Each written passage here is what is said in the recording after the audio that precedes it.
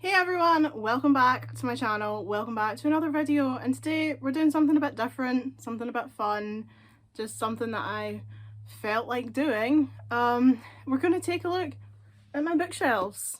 They're in the background of like most of my videos, they're always there, but I felt like since they're always there and you can always see them, why don't we take a look at what's actually on them and go through my bookshelves and my collections and my many knickknacks and pushins and various things that live on the shelves and give you more of an idea about what this is that's behind me in every video. So, let's get into it.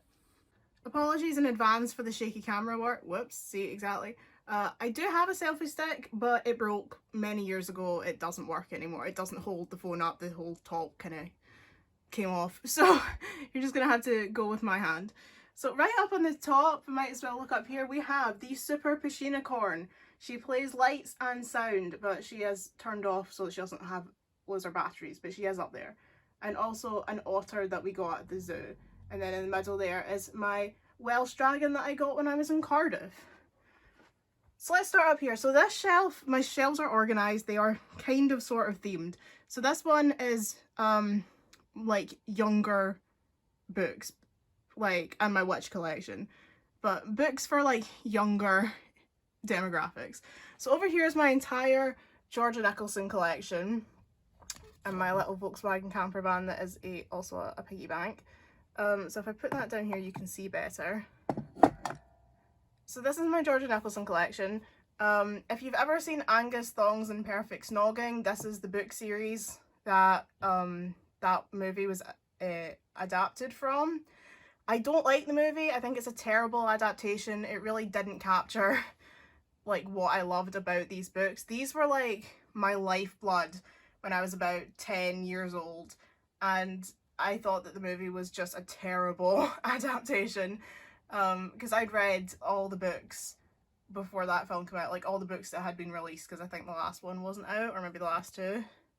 So I was like a huge fan and I thought the film was shit, but we've got all the series here, and even though I like put a lot of my younger books up in my loft because I was like, well, I'm not going to read them anytime soon, like I do have 10 of the House of Night series plus some of the novellas, because for some reason when I was younger I thought the House of Night was good. It's not. It's trash, it's racist, it's homophobic, it's awful, it's slut-shamey, it's a disaster, and I could talk for days. So they went into the loft so I don't have to look at them. But these books are amazing and I would happily read them again. So they live up here in case I ever want to read them because they are so good. Over here we have my little Lucky Cat. I really like Lucky Cats, I just think they're really fun. But his arm isn't wobbling. I'll make him wobble. So over here we have more of my kind of young adult books. This is a little squishy I bought at Comic-Con a few years ago. I love squishies. So we have more. This book here is one I've read so many times. Big Woo, my not so secret teenage blog. It's just a really good book. It's really enjoyable. I highly recommend. Karen McCombie's Marshmallow Magic and Wild Rose Rouge. When I was younger, I read like all of Karen McCombie's books, but I got them all at the library, so I think that's the only one I actually own. All the other ones I got from the library.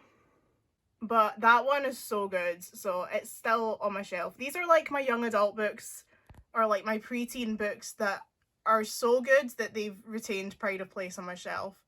The Boyfriend List is such a good one. I really loved that book when I was younger. I've read all of these like multiple times. So, Sophie Mackenzie, I was a huge fan of.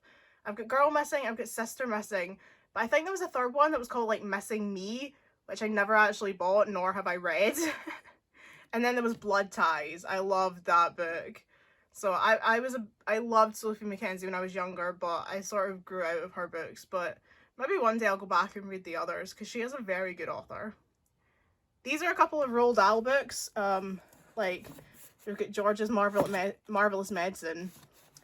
But also we've got the Scottish translation. Whoops! The Scottish translation of the Twits, which is called The Idiots. Mr. Egypt was an Egypt. He was born in Egypt, and knew at the grown old age of 60 he was a bigger Egypt than ever. In the Twits, Roald Dahl's story about the world's most revolting couple, Mr. Twit was horrible and hairy, and his wife, Mrs. Twit, was just plain ugly.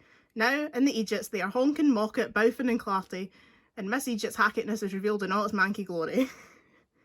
Read Matthew Fitt's new translation of this children's classic to find out what sleek terrible things the Egypts do to each other and what makes them both so completely minging. It's just so funny. Like, all books should be translated into Scots. It's hilarious. Like, all books should like War and Peace should be in Scots. All books should have a Scots translation. It is so funny. This was a book I got out of my school library, and I was obsessed with it. So years later, I asked my mum if she could track down a copy for me. These stories were genuinely so fucking creepy. Like, so creepy. What was so funny as well is that, like, one of the stories is about, like, a pair of ghosts called Ruth and Ian. And obviously I was reading this book when I was in school. And then literally like a month later, these people showed up at our school for an event, and they were like, "Hi everyone, we're Ruth and Ian." And I was like, "Oh shit, no, not Ruth and Ian." I was like, "No, get away from me. Fucking Ruth and Ian, you can't be trusted, they're ghosts." Pete Johnson's How to Train Your Parents is like a children's book, but it was so good. This was another one I read at school and I ended up buying because I just really loved it. So that's up here. Tempest by Julie Cross. I loved that book so much. And I found out later it's actually the first of a trilogy, and I never read the two others. But it's a really good book, and eventually I'm going to have to read the next two because, like, I need to know what happens, you know? My stuff back. This is from a Bratzilla, so we'll just move her out the road. Up here is obviously my witch collection, and in front of it is my little witch alarm clock, which I don't use. It's not even, as you can see, it's not even ticking, but I've just got it for the sake of having it. But if we move it out the road for now. So I've got the first 6 witch graphic novels. This one you can see has got a bookmark in it because I'm about to read So Be It Forever, which is the last of Arc 1. I've also got 3 of the adventure books, 1 of the original graphic novels before the Yen Press reprint, so this one here, which I got on a Forbidden Planet. I sort of had to buy it because anytime I found witch, like, oh shit, hold on. Anytime I found witch, like, in public, like in a shop, I had to buy it. I just somehow accidentally shoved my adventure book into the graphic novel. Just sort that, there we go. Yeah, I've got 3 of the adventure books. The only one I'm missing is Cornelia's Stolen Spring, and then obviously Irma's because it doesn't fucking exist. But Stolen Spring is probably the worst of them all, which is such a shame because Cornelia's my favourite character. But Stolen Spring is so bad, man. They fight this giant worm. It's so bad. But the other 3 are really good. And then I've got one of the compilation novels. That one here, plus a bunch of the original books. So these are the ones I've got from the old HarperCollins books, and I had this book since like I was about 9. I bought it in a shop, and because that was before I got back into witch properly. I just saw it, and that was like what reminded me of the original magazine that I got, and was like, oh my god, I remember I got that taster issue and I thought it was super cool. So I bought The Power of 5, and like from there I rediscovered witch. What's really funny is that like it actually rediscovered the show for me as well, because years later I'd actually forgotten witch, like the TV show. I'd actually forgotten it, which sounds ridiculous when you know how much I'm obsessed with witch, but I'd forgotten all about it. And I was rummaging in my room for something and I found that book in a box, and I just suddenly had this moment. I was like, oh my god, witch. So I went and looked it up on YouTube, and the rest is history. I've been obsessed ever since. But there was like about a year in between me finishing the show and me rediscovering that book in a box where I had forgotten witch existed completely. So there you go, there's a fun fact you didn't know about me. You wouldn't think that I could ever forget witch, but I did. I did. I forgot it for a while. But once I rediscovered it, it took up residence in my mind and never left. And I'm now 27. Moving on to my next shelf, we have the classics section. So this is my classic shelf, with my Alexandre Dumas collection here. So I have currently 5 copies of the Three Musketeers. I have this one, which is just so pretty. Look at it. Look at this. It is so gorgeous. I got it in a charity shop, and when I saw it, I was like, I need that one for my collection. It is beautiful. So it sits there. It is prized possession. I have my Wordsworth Classics editions. Now, Wordsworth Classics, for some reason, only made the 3 most well-known Musketeer books. The Three Musketeers, 20 Years After, and The Man in the Iron Mask.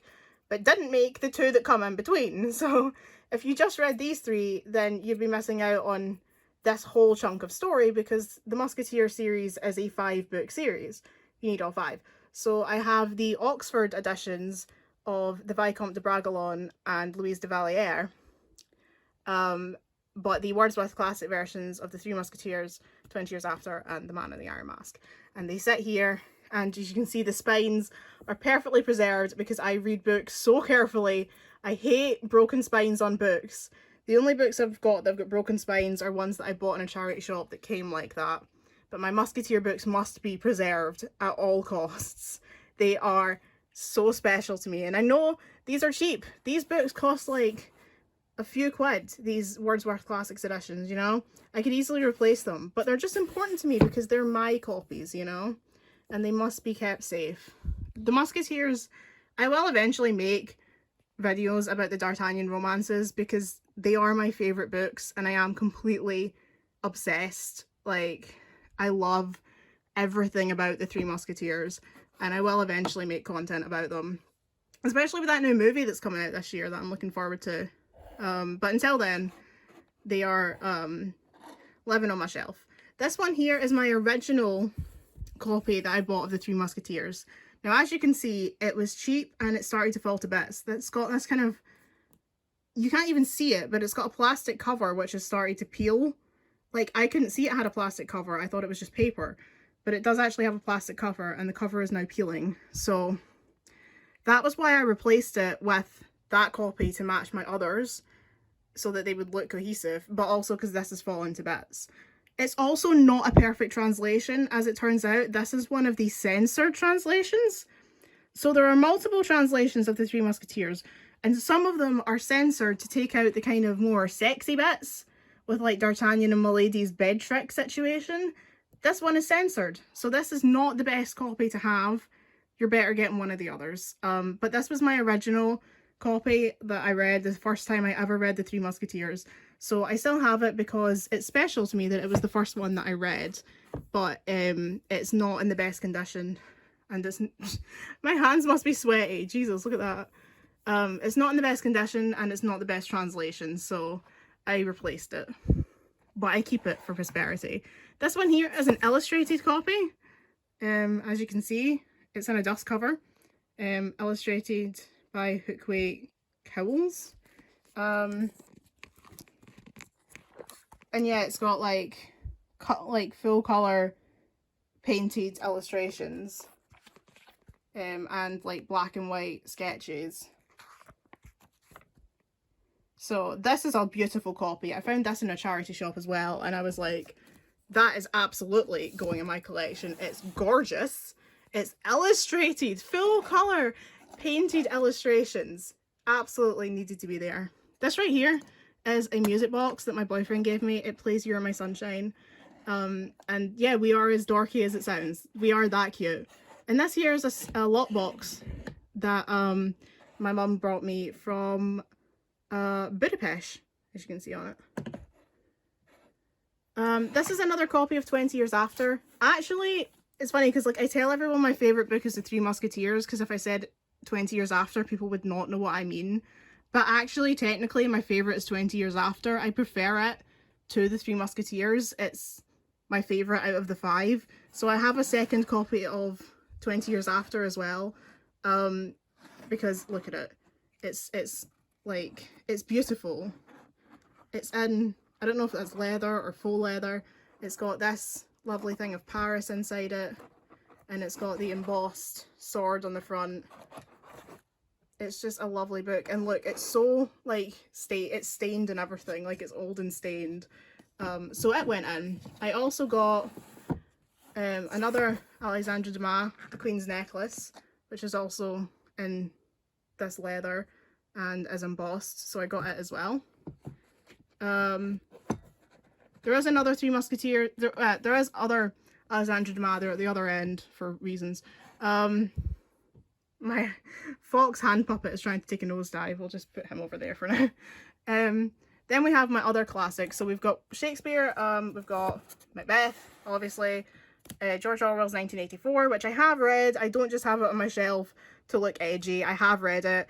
It's a difficult read, I'll be honest. See, if you haven't read 1984, I don't blame you. It's probably the hardest book I've ever read. It was so difficult to get through, and I did it because I wanted to. I wanted to be able to say I'd read 1984, but oh my god, it is a slog. It is so hard to read.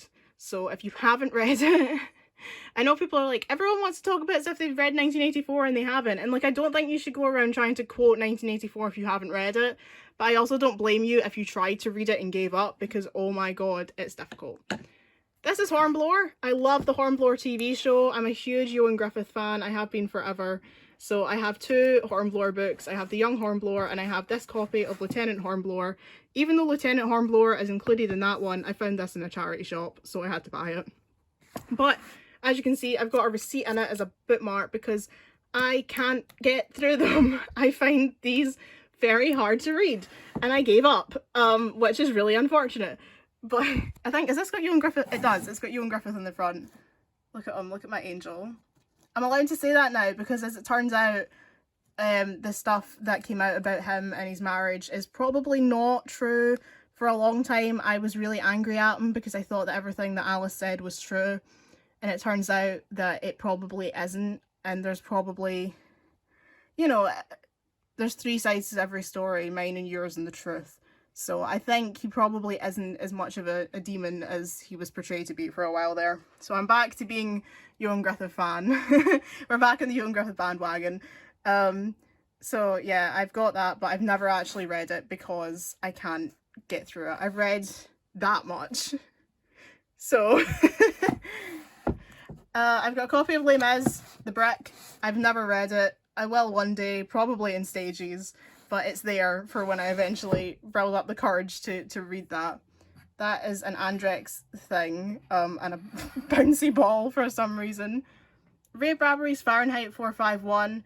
I have read it. It's also not the easiest book to get through, but I read it around the same time as 1984. I went through this spell of wanting to read the classic dystopian literature, so I did. But it's a good book. It is good. I love Ray Bradbury and I love what he does, or did, for literature. This is another copy. I don't really know why I bought this one, I just did. I saw it in a shop, I think it was like 50p or something, like in a charity shop, and I was like, well, I might as well. It's an abridged version, like, it's like abridged for like young readers. Yeah, look.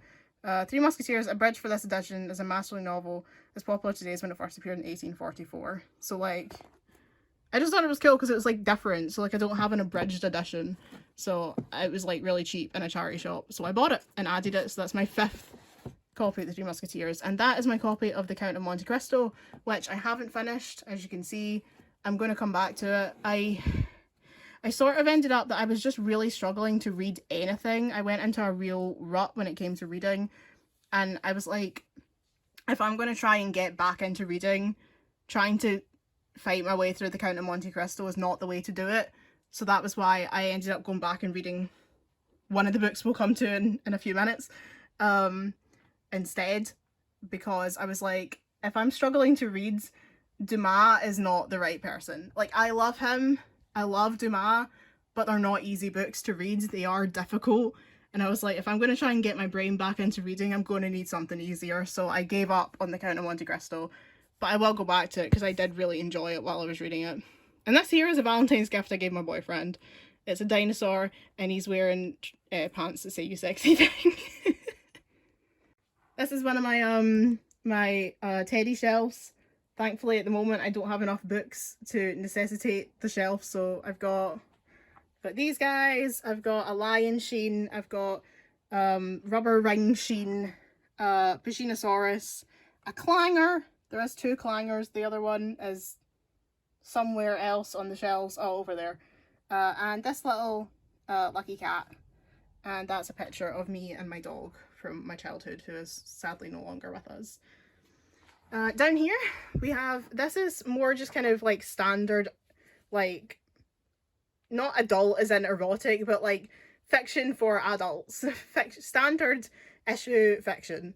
So we've got a Cornelia doll over here. She is concealing my Danny Wallace collection. Danny Wallace is the voice of Sean from Assassin's Creed, but I did like him before Assassin's Creed. And I love him, and I love everything he does. He is one of my favourite people on the planet.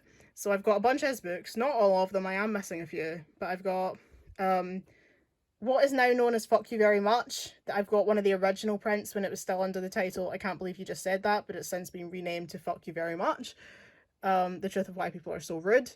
Fantastic book, highly recommend it. It actually changed my view of the world. You wouldn't think that from Danny Wallace, but it is actually a really good study in rudeness and how we can like cope with it and how we can be better in society. Highly recommend. Yes Man, I have 2 copies of Yes Man, but my mum has the other copy. But yeah, I've got 2 copies of Yes Man for reasons. Join Me, Awkward Situations for Men. That was the one I read to get back into reading, because I was like, Awkward Situations for Men is basically a compilation of his shortlist articles. So they're very short and very funny, and I was like, if I'm going to get back into reading, this is a good one to go with. So I read that. Friends Like These, fantastic book. Weirdly emotional at times, didn't expect it to be, but really good, and some nice tales about Dundee. Who's Tom Ditto is one of his fiction books. I still haven't read it yet, so it's here on the TBR list. And Are You Dave Gorman, which I also haven't read, but I love Dave Gorman as well. I was a big fan of his TV show, his like stand-up show that he did. The name escapes me now. What was it called? I don't remember, but you know the one I mean. Dave Gorman had a TV show, it was really good. Then I got this guy at Comic-Con a few months ago. He's one of those things from Star Wars. I've never seen Star Wars, but he's one of those space puffin things. But he's just so cute. He's crocheted. She had them in all different colours. And I was like, well, yellow's my favourite colour, so I bought him. And also this thing, Lauren Dactyl, and a mystery machine. Mr. Strong, he's a keyring and a stress ball. The Lilt Lady, I got her when I was about 7 or 8 at an agricultural fair. She laughs. They were giving them away for free, and I still love her. She sits pride of place on my shelf. She has done all these years. A squishy, because I love squishies. A blind boxed Squishmallow. Stress ball that's a Guinness pint. I collect stress balls. And Chloe the cat from Secret Life of Pets. Going back, we've got 2 of the Sword Art Online books, the Incrad ones, because I am that loser. I am that loser. The very first Percy Jackson book, I've read it, I loved it, and then never read the rest. These 3 are not technically mine, insofar as I bought them because they were what I had to use for my 6th year dissertation at school. I did advanced higher English, I had to write a dissertation.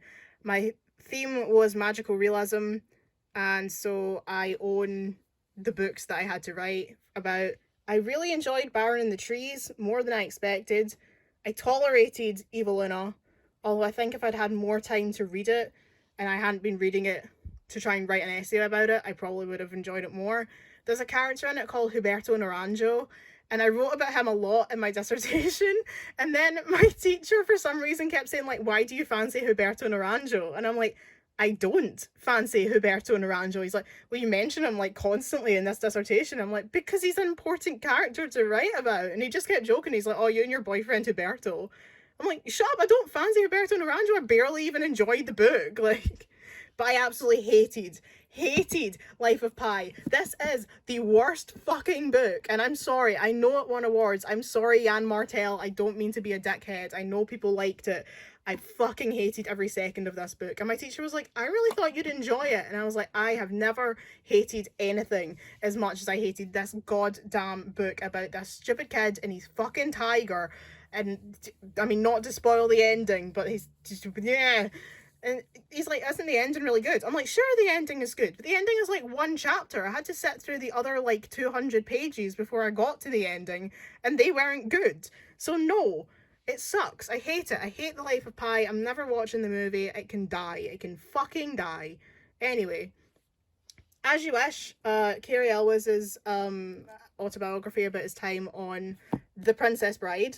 I've read The Princess Bride. I haven't read As You Wish yet. I will, though.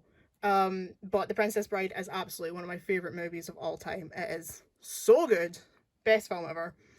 The Man in the Rubber Mask, I have 2 copies of. The other one is...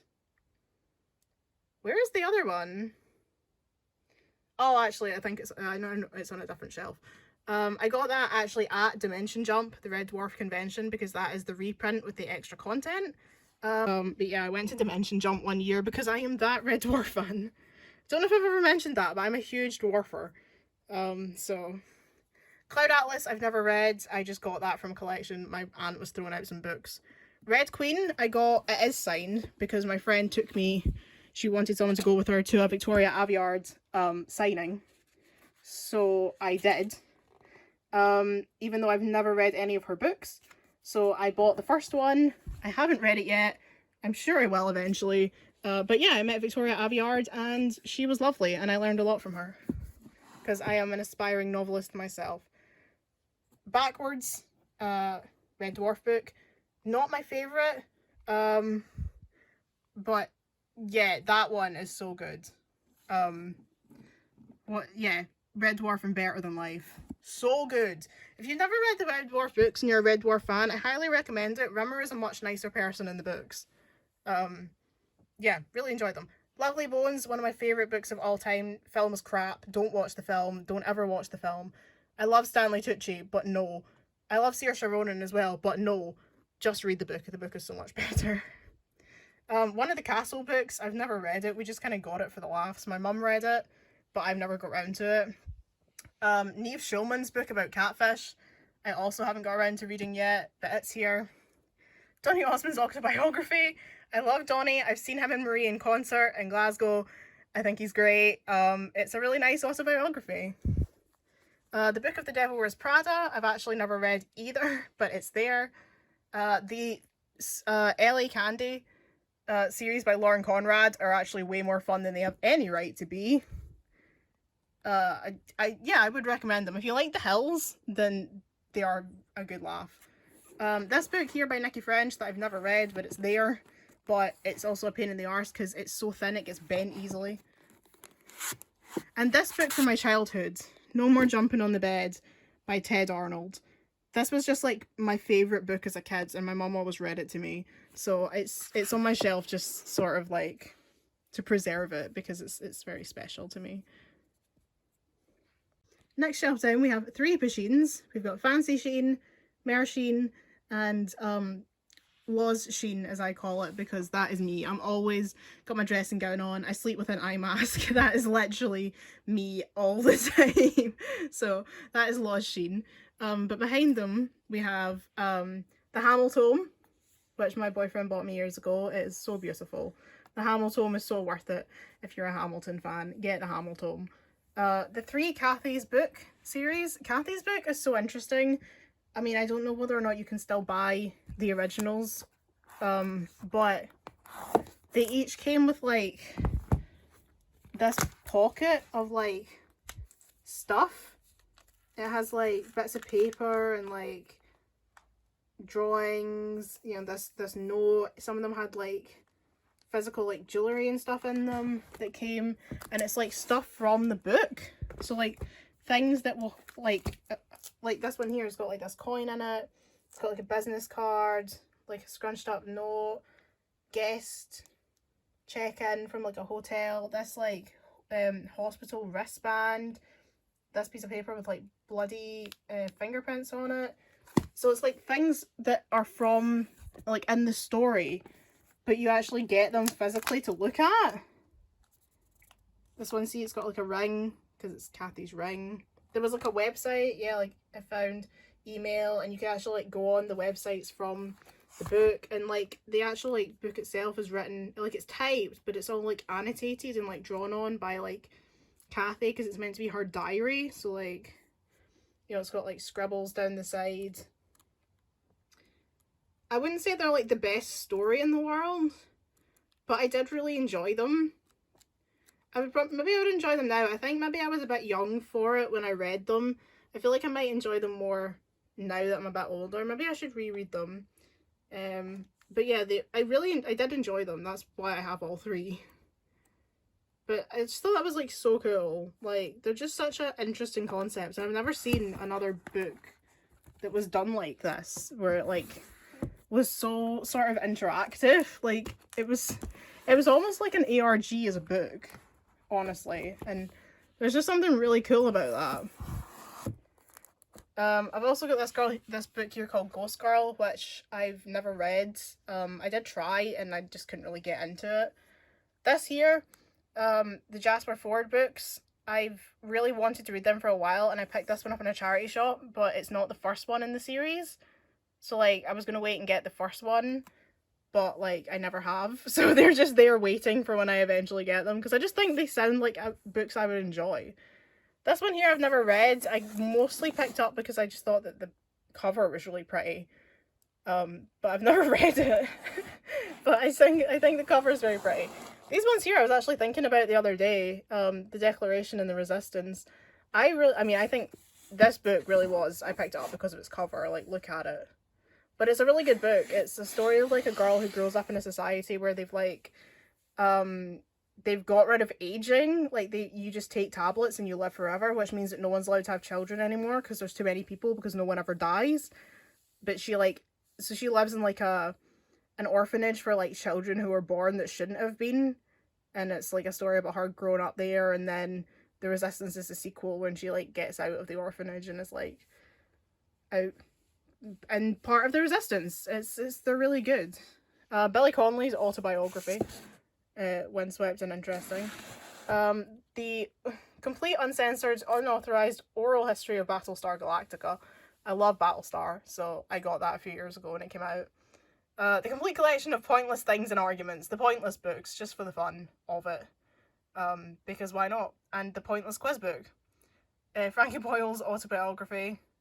That one there is not mine, that's actually my boyfriend's, it's just on the shelf, because there was nowhere else to put it. Ant and Dec's first autobiography, Oh What a Lovely Pair. I love Ant and Dec, I'm a huge Ant and Dec fan, but I do need to get the sequel, because they made a second one. But that was a really fun book, I thoroughly enjoyed it. I Am Malala, Malala Yousafzai's autobiography, which is a brilliant read. I would so recommend. It's just a wonderful, wonderful book about a wonderful, wonderful person. I absolutely adore Malala, so I needed that book, really. Miley Cyrus's autobiography when she was 16, which is pretty much all just like, she wrote it when she was too young, and her life has changed so much since then. Oh god, I've just seen what's later on. I'll explain myself. The McFly book, the McFly autobiography, it's really good, it's very emotional. All the stuff about Dougie when he was like not well is very sad, but it's a great read. So let me explain. I used to be a big fan of James Corden back when he was like cool in the UK. Like, I never watched Gavin and Stacey, but like The Wrong Mans, those few episodes of Doctor Who that he was in the Three Musketeers movie, the 2011 one. I liked him. He presented A League of Their Own. I liked him back then. I have since obviously realised that he is a complete dickhead. I came across his autobiography in a charity shop when I still liked him. I bought it. I never actually read it. But now I think maybe it's a good thing, because I've heard that like the book really exposes just what a dick he is, just in his general way that he speaks about people. So maybe I should read it so that I can like fully like talk about how James Corden has like turned, or was secretly always a dickhead and we just didn't notice. I don't like him anymore. I'm not a fan. He sucks. But at one point I was really into him, so I have his book, but I haven't actually read it. Peter Kay's two autobiographies. Big Peter Kay fan. The books are hilarious. him talking about when he went to Catholic school and calling the nuns like Sister Sledge and sisters are doing it for themselves is so funny. So I've got those. These are some books I picked up over the years. This is just a book about Florence that I picked up in a charity shop. I love Florence. It's my dream to go to Florence. That's, you know, when I'll have peaked at life. This here is a book from I got when I used to work in an archive, but I'm not going to show it. But I used to work in an archives and a record service, and it's just a historical book that was going to go in the bin, so I took it. This is a cookbook. I've got quite a few baking books. It's just like, you know, I've got quite a lot of cake books. I like baking. Down here on the next level we have, well, over here we have my absolutely huge, doesn't fit on any shelf, Treasures of the Valleys of the Kings, a book about Egypt. We've got The Times Complete History of the World. I love this book. I got it secondhand, and it was actually, they reduced the price because the box is slightly bashed. I do not care. It's just such a good book, and I just needed it for my collection, so there it is. We also have the Avatar 3D Collector's Vault book. It comes with 3D glasses. The book is in 3D. As you all know, I love Avatar, so it had to be there. This was actually a book that belonged to my dad, but has ended up on my shelf. And then this is like just a pile of stuff. That's my Witch magazines. I've got like a gemstone art thing. That's when there's the stuff. Over here we have like a variety of oversized books. So like I'm just gonna skim through them quickly. We've got like a book about ABBA, the Stephen Brown art, one of Stephen Brown's McCoo books, because I'm Scottish. These are some like piano books and like music books. The Complete Joseph's Amazing Technicolor Dreamcoat for piano. That was a book I got literally for, as you can see, 5p in a sale. It's Avatar. It's a sticker book. It was 5p and it's Avatar, so obviously I got it. I've got The Art of Nightmare by David Rowe. So, oh god, it's stuck in the shelf. There we go. The Art of Nightmare by David Rowe. He was the guy who did the art for Nightmare. He made like a run of art books and he sold them like personally on his website. So I bought one because I love Nightmare. Nightmare is fantastic. You should absolutely watch Nightmare. It's the best. Sidestep to your left. Best kids game show ever. A book about how to trace your family tree. It's because I'm into genealogy and archives ever since I worked there. The Complete Life and Works of Leonardo da Vinci. I'm a huge fan of Da Vinci, so that's there. The Tomb Raider, the guidebooks, The Tomb Raider Legend and Tomb Raider Underworld. The Thick of It's Missing Dosak Files, which is so funny. That's like the tie-in book they made for the Thick of It TV show. This book here is a book that is personal to my family. It's like a family like hand-me-down, so it's in there. A Wayne's World tie-in book that belonged to my mum. This is another thing I took from the archives. A Titanic photo collection thing. The Assassin's Creed Ultimate Series Guide from 2007 to 2015.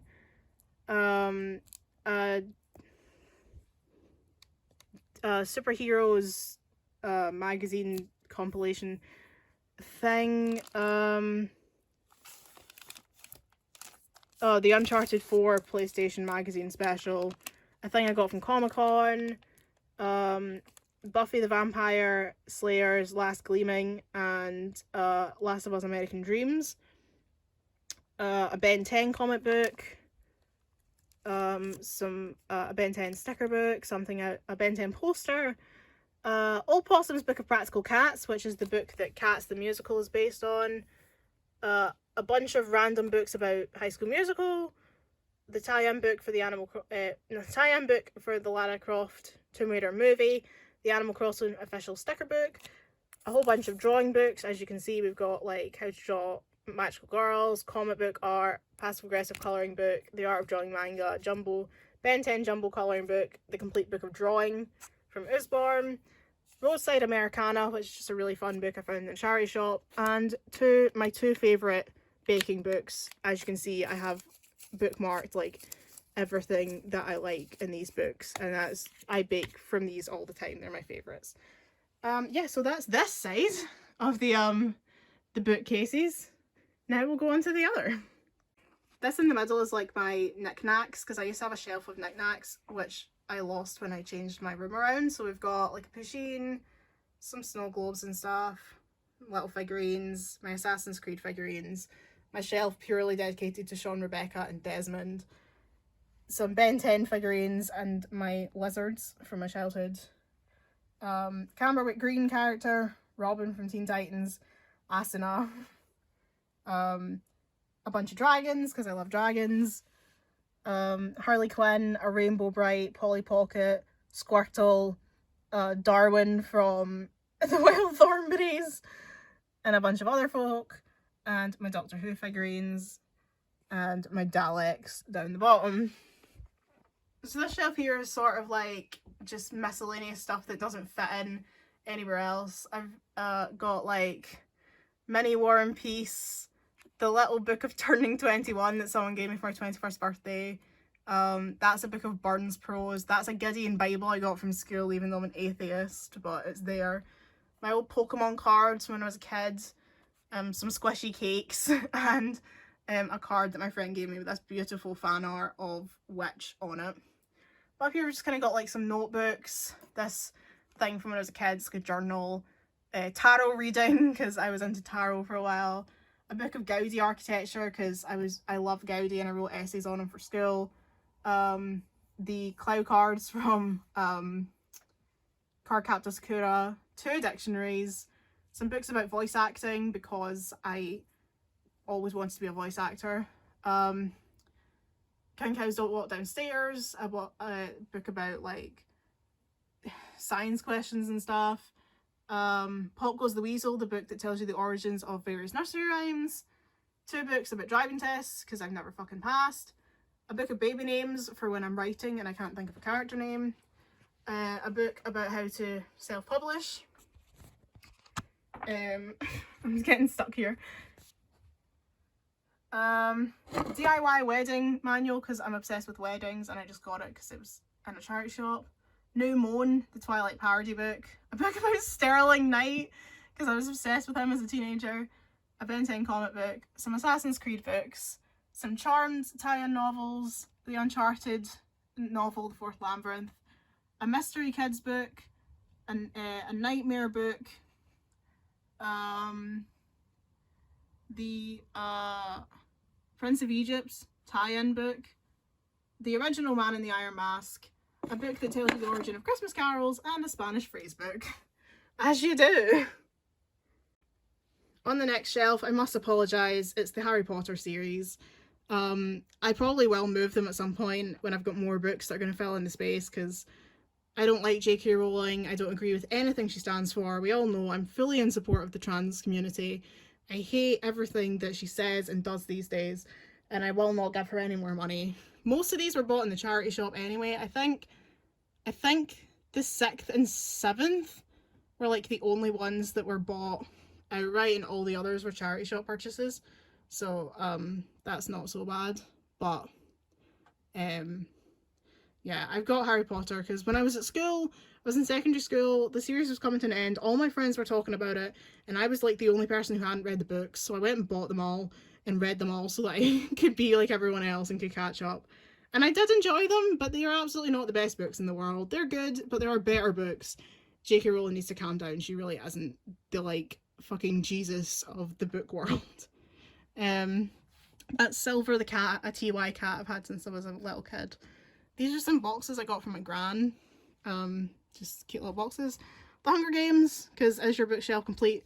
This is the YA shelf. We've got Harry Potter, The Hunger Games, and the fucking Twilight Saga, which I've never actually read.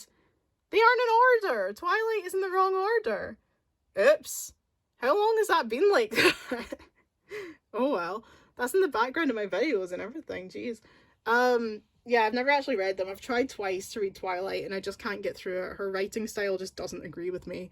So, but my mum read them all, so I've ended up with them on my shelf. But these, I'll probably clear this whole shelf one day and replace it with better books. You know, when I get to the point where I need more shelf space, these will probably be the ones to go, because I don't think they're going to get read again, honestly. And these are my Chinese food dogs. They sat on my grand's shelf in her house my entire life, and we're in the process now of clearing her house since she passed away last year. And my mum said, you know, is there anything you want from the house? And I was like, the Chinese lions. I thought they were lions, they're actually dogs. But my aunt didn't even know what I meant. She's like, what do you mean? What are you talking about? And I'm like, the Chinese lions that are in the hall at her house. And apparently they've become so much part of the furniture, my aunt didn't even realise they were there. But I've loved them my whole life, and they now set pride of place on my shelf, my little Chinese food dogs. So down here we've got just some bears. We've got Cheek from Pusheen, this little dog that I call Patch. I got him at a school fete when I was a kid.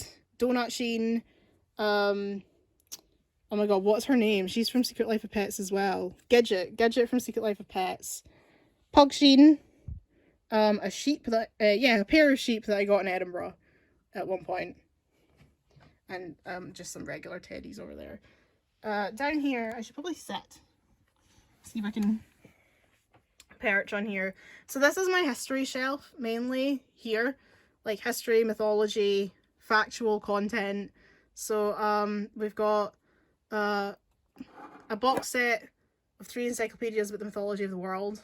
Got them with a book voucher years ago. Got a load of various candles here because I never light them. I've got some books about Culloden because my friend works up at Culloden Battlefield, so like that's a book about Culloden there. That's a candle from Culloden. The Story of King Arthur and His Knights by Howard Pyle. I find that book really difficult to read, but it's a really pretty book, so it's in there. Le Morte d'Arthur by Sir Thomas Malory. Again, has not been read fully because, as you can see, it has a bookmark in it. Really difficult to read. One day I will get through it. Sir Gawain and the Green Knight is in there. The Mists of Avalon by Marion Zimmer Bradley. The Oxford History of Britain. This is a little Abby plush that my friend made. My friend makes plushies. Shout out to Puppy Bandits. Alison Weir's The Lady in the Tower, The Fall of Anne Boleyn. Obviously, if you've seen my video about Six the Musical, you'll know that I'm obsessed with Anne Boleyn, so that's in there. Got 2 Philippa Gregory books, even though I hate Philippa Gregory. She is not the best, but I bought them anyway. So I've got The Other Boleyn Girl and The Boleyn Inheritance. And a DK book of world history. It's just a really nice book, honestly. And I just like any history book, I'll pick them up if I see them. Scottish Ghost Stories, because why not? The Essential Visual History of World Mythology. Again, just a really nice little book. This is a Squishmallow. It is Gracia. Aesop's Fables. On This Day in History by Dan Snow. Bare Arse Bandits, The Men of the 45. That was a gift from my friend at Culloden. Anne Frank's Diary of a Young Girl, which I still haven't read. I will one day, but I'm just never in the mood to be that sad. My mum's copy of Alice in Wonderland and Through the Looking Glass. A little Robert the Bruce Bear, my other clanger. A Scotland Loves Anime thing I got at Comic Con.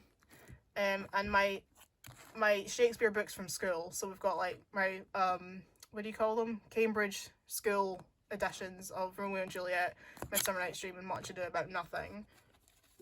I do really like Shakespeare, but the Cambridge ones are certainly easier to read because they explain it for school kids. So they're much easier to understand than trying to make sense of like just trying to read it outright. On the next shelf we have sort of miscellaneous stuff. We've got, these are my writing books here because I am an aspiring author. Maybe one day my books will actually materialize. So we've got like Writing a Novel and Getting Published for Dummies, Ready Set Novel, The Writer's Journey, one of my favourite books in the world. That book is fantastic. Anyone who wants to write absolutely should read The Writer's Journey. Some old copies of The Writer's and Artist's Yearbook. For reasons, I have 2 copies. I have like both the Buffy Watcher's Guide, but I have 2 copies of this for reasons. But if anyone wants a copy of this, let me know. The Charmed tie-in guides as well.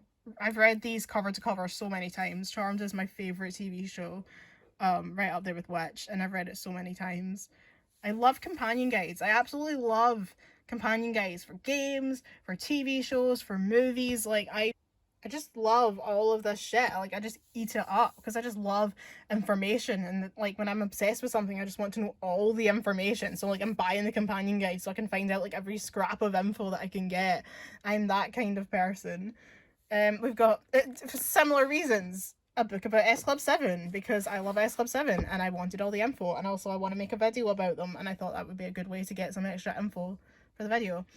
A gluten-free cookbook for I am gluten-free. Jane Asher's Cakes for Fun, a book about tapas, a book about cake decorating, a book about acrylic painting techniques, the flora and fauna of Avatar, Avatar and Activist Survival Guide, confidential report in the biological and social history of Pandora. So this is like supposed to be like, you know, like someone's like folio of information about Pandora. And as an Avatar fanatic, I obviously own it. This is a book about web design that I've just sort of got for some reason. The Dilbert Principle. I'm pretty sure we've decided that Dilbert isn't cool anymore, but it was my dad's book from when I was a kid and it's just ended up on my shelf. Of course, I have a copy of the 5 Go Gluten Free because my family think they're funny. This is a pile of my stress balls. As I said earlier, I collect stress balls. And this here is a Spot from Hong Kong Fooey. Oh, this is my grandpa's. It's a calendar, but I always loved it, so I kept it. And actually it still works because like look, it goes up to like 2030. So yeah, it still works for the next few 2021. So it still works for the next few years. The 3 Malt the Week books. A science encyclopedia that I got. Is that the one I got from school? No, I don't think that is the one I got from school. No, the one I got from school is underneath. Okay. And those DK books, because they're great. So we've got like the Shakespeare book, the philosophy book, and the psychology book. Because those DK books are just so good. Like, they're such good books. Then down here on the bottom shelf are more oversized miscellaneous books. So we have a lot of, I do like art books as well. So we've got The Art of Naughty Dog, The Art of The Last of Us, 3 Top Gear Christmas Annuals, 20 Years of Tomb Raider, the Assassin's Creed Unity Abstergo, what's it called? Abstergo Entertainment Employee Handbook, Vampirology, Egyptology, because the ology books are so good, the Times Book of Kings and Queens. I love Kings and Queens, so obviously I own that. Which one is this? Oh, this is The Art of Regular Show, because I love Regular Show. There it is there. Regular Show is a masterpiece. A DK book about pyramids. The Desperate Housewives Companion Guide for Season 1, because why not? The Official Tomb Raider Files, another Tomb Raider book.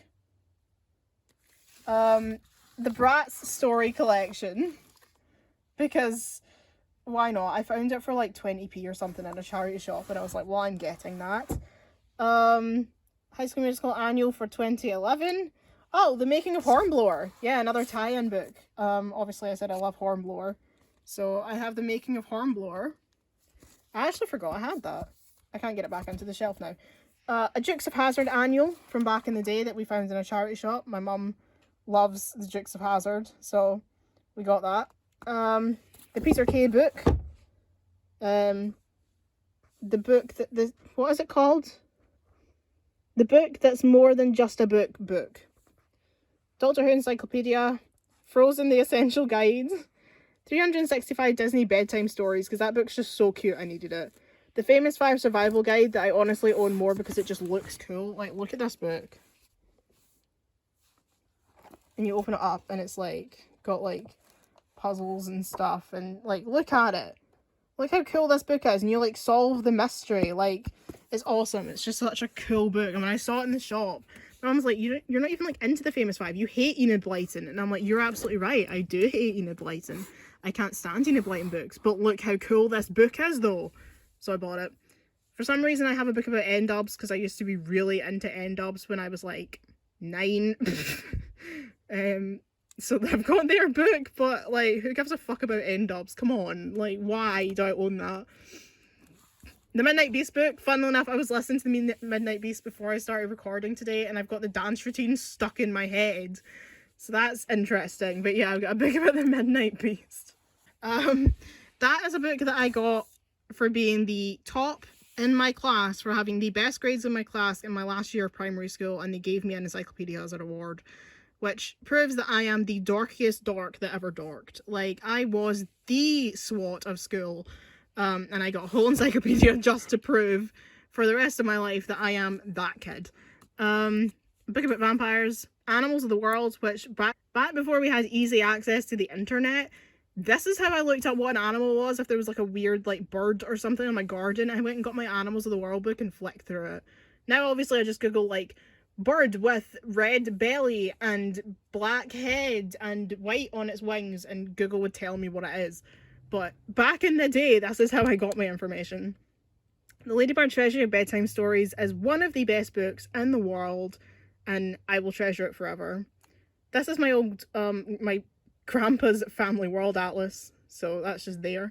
DC Comics Ultimate Character Guide, DC Comics Ultimate Guide to Superman, DC Comics Encyclopedia, because I went through a spell of being completely obsessed with everything DC. The Making of the Prince of Egypt, because The Prince of Egypt is the greatest movie ever made, hands down, without a hint of a doubt. So The Prince of Egypt, A New Vision in Animation, is a book that I had to own. I probably paid too much for it, and I don't care, I needed it. And then at the very end is the absolutely massive Making of Avatar, because I, as we've already established, am that bitch who just really, really loves Avatar. And I know, the meme is, but no one loves Avatar. There are no Avatar superfans, but there are. There's one. It is I. But yeah, that's everything. That's my whole bookshelf. And yeah, so thank you for joining me on this tour of my books. I hope you've enjoyed it. Here's Pugsheen, and I'll catch you in the next one. Bye, everyone.